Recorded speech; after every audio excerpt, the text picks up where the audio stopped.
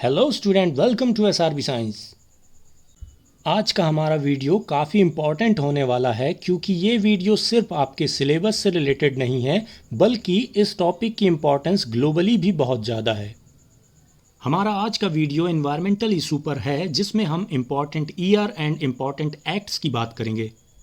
चलिए तो वीडियो को स्टार्ट करते हैं और आगे बढ़ते हैं। बात है 1731 की, जब राजस्थान के जोधपुर शहर के एक राजा ने अपने सैनिकों को जंगल से लकड़ी काट कर लाने कहा। तब इस बात का विरोध उस जंगल में रहने वाले बिश्नोई समाज के लोगों ने किया। पेड़ों को बचाने के लिए बिश्नोई समाज के लोग राजा के सैनिकों से लड़ गए। इस मूवमेंट को अमृता देवी लीड कर रही थी, लेकिन राजा की सेना ज्यादा ताकतवर थी और उस सेना ने अमृता देवी बिश्नोई को उनकी दो बेटियों के साथ साथ कुल 363 यानी कि 363 लोगों को भी मार दिया और जंगल को काट लिया।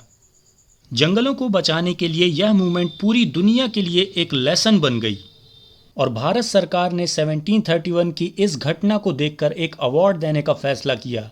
इस अवार्ड का नाम शहीद अमृता देवी बिश्नोई के नाम पर Amrita Devi Bishnoi wildlife protection award रखा गया।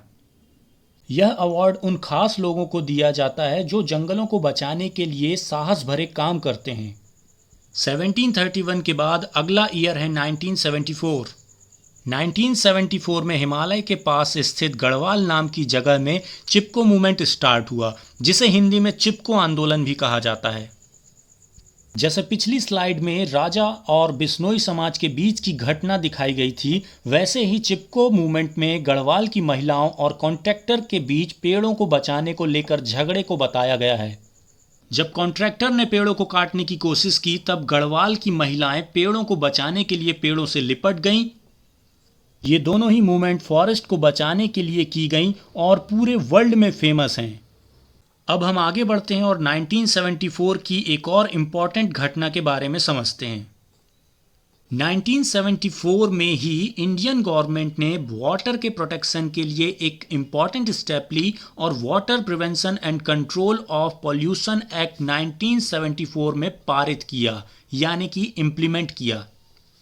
इस वाटर प्रोटेक्शन एक्ट के तहत वाटर बॉडीज को साफ करने और उन्हें पॉल्यूशन से बचाने के लिए काम किए गए। अब हम चलते हैं आगे और बात करते हैं ईयर 1980 की। 1980 में भारत सरकार ने जॉइंट फॉरेस्ट मैनेजमेंट एक्ट को इंट्रोड्यूस किया। जॉइंट फॉरेस्ट मैनेजमेंट एक्ट में गवर्नमेंट ने लोकल लोगों के साथ मिलकर जंगलों को बचाने के लिए काफ़ी सारे काम किए। गवर्नमेंट ने लोगों को फॉरेस्ट की इम्पोर्टेंस समझाई और जंगलों से मिलने वाले बेनिफिट्स के बारे में बताया, जिससे जंगलों से मिलने वाले प्रोडक्ट जैसे गम, रेजिन, फ्रूट, रबर का लोग यूज़ करें, उन्हें बेचें, पैसा कमाएं, जिससे लोग इनडायरेक्टली जंगलों को बचाने की कोशिश करें। अगला ईयर है 1981। इस ईयर में गवर्नमेंट ने air prevention and control of pollution act लागू किया था। इस एक्ट को लागू करने के पीछे गवर्नमेंट का उद्देश्य था कि एनवायरनमेंट में एयर की क्वालिटी इंप्रूव की जाए। इस एक्ट में स्मोक निकालने वाली इंडस्ट्री के लिए कड़े नियम बनाए गए ताकि एनवायरनमेंट को साफ रखा जा सके। हालांकि अभी तक ये सारे एक्ट्स गवर्नमेंट ने जो बनाए हैं वो कुछ खास इंप्रूवमेंट नहीं ला सके हमारे एनवायरनमेंट में, पर हमको एक्ट तो याद ही रखने पड़ेंगे क्योंकि एग्जाम में ये आते रहते हैं। चलिए आगे बढ़ते हैं और नेक्स्ट ईयर एंड एक्ट के बारे में समझते हैं। ईयर है 1986। 1986 में एनवायरनमेंट प्रोटेक्शन एक्ट बना और इस एक्ट में एनवायरनमेंट को प्रोटेक्ट करने के लिए नियम बनाए गए। ये जो एक्ट है इसमें एयर, वाटर, सॉइल, ये तीनों को इंक्लूड किया गया है। एनवायरनमेंट प्रोटेक्शन एक्ट में वाटर की क्वालिटी, एयर की क्वालिटी और सॉइल की क्वालिटी, इन तीनों की क्वालिटी को इम्प्रूव करने के लिए काम किए गए हैं। हमारा नेक्स्ट ईयर है 1987। 1987 में क्या हुआ? 1987 में नॉइस को एयर पॉल्यूटेंट की कैटेगरी में इंक्लूड कर दिया गया। ध्यान रहे 1987। इसी साल यानी कि 1987 में मॉन्ट्रियल प्रोटोकॉल भी साइन हुआ। मॉन्ट्रियल प्रोटोकॉल जिसमें वर्ल्ड की काफ़ी सारी कंट्रीज़ ने भाग लिया और ओजोन लेयर को हार्म पहुंचाने वाले सब्सटेंसेस के प्रोडक्शन को कम करने का फैसला लिया गया। मॉन्ट्रियल प्रोटोकॉल की जो मीटिंग हुई थी वो 1987 में हुई थी, पर ये इफेक्टिव रूप से 1989 में लागू किया गया। अब एक और अगले ईयर की तरफ बढ़ते हैं और देखते हैं कि इस अगले ईयर में क्या हुआ। बात है 1988 की।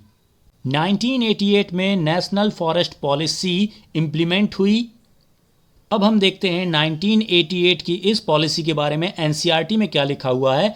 National forest policy 1988 of India has recommended 33% forest cover for the plain and 67% for the hills. इस पॉलिसी में यह कहा गया कि इंडिया के जो प्लेन एरिया हैं, जिसे हम मैदानी एरिया कहते हैं, उसमें 33% जंगल होना चाहिए और जो हिली एरिया है मतलब पहाड़ी एरिया, उसमें 67% जंगलों से वो ढका हुआ होना चाहिए। ध्यान रहे, जॉइंट फॉरेस्ट मैनेजमेंट और फॉरेस्ट पॉलिसी दोनों ही अलग चीजें हैं, दोनों में डिफरेंस है, इसलिए आप लोगों को कंफ्यूज नहीं होना है, दोनों को अलग अलग बढ़िया तरीके से याद रखना है। अब बात आती है साल 2002 यानी कि 2002 की। तो इस साल दिल्ली शहर की सारी सरकारी बसों को डीजल से कन्वर्ट करके सीएनजी गैस पे लाया गया। ये उतना इंपॉर्टेंट नहीं है, पर थोड़ा सा इंपॉर्टेंट जरूर है। अब बात करें ईयर 2017 यानी कि 2017 की, तो इस साल अप्रैल के महीने में इंडिया में BS4 यानी कि भारत स्टेज 4 मॉडल लागू किया गया, जिसमें सारे 2 व्हीलर, 3 व्हीलर एंड 4 व्हीलर के इंजन की क्वालिटी को इम्प्रूव किया गया। उसमें डलने वाले डीजल या फ्यूल की क्वालिटी को इम्प्रूव किया गया। उसमें से लेड और दूसरे हानिकारक तत्वों को बाहर निकाला गया। 2017 लास्ट इंपॉर्टेंट ईयर था आपकी एनसीईआरटी की बुक में। वैसे तो एक दो ईयर और भी दिए हैं, पर वो एग्जाम के लिए इतने इंपॉर्टेंट नहीं है, तो हम उनको याद नहीं करेंगे। चलिए अब आप लोग फटाफट हमारे चैनल को सब्सक्राइब कर लें और बेल आइकन को दबा दें। यदि वीडियो अच्छा लगा तो अपने दोस्तों के साथ शेयर करना बिल्कुल ना भूलें। और हाँ, इंस्टाग्राम में फॉलो करना कंपलसरी है। आप हमें फेसबुक और ट्विटर में भी फॉलो कर सकते हैं, लाइक कर सकते हैं, पर इंस्टाग्राम में फॉलो करना बहुत जरूरी है, क्योंकि वहां पर हम डेली क्विज़ेस करते हैं और डेली आप लोगों के लिए नई नई बढ़िया बढ़िया पोस्ट लेकर के आते हैं।